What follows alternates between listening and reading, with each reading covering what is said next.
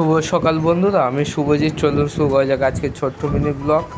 সকালে ঘুম থেকে উঠে স্নান করে রেডি হয়ে টিফিন খেয়ে কলেজে যাওয়ার জন্য বেরিয়ে পড়লাম।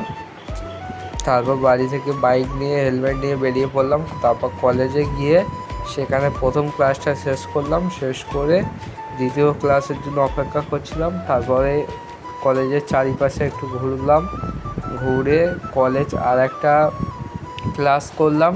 ক্লাস করার পর ক্লাসে কেউ ছিল না, বেরিয়ে গেছিলো, তাই আমিও বেরিয়ে গেলাম। তারপর কলেজ থেকে বাড়ি যাচ্ছিলাম। প্রচুর রাস্তায় বৃষ্টি হচ্ছিলো, তাই দাঁড়িয়ে পড়েছিলাম। হাতে হেলমেটটাও নিয়ে নিয়েছিলাম যাতে না ভিজে যাই।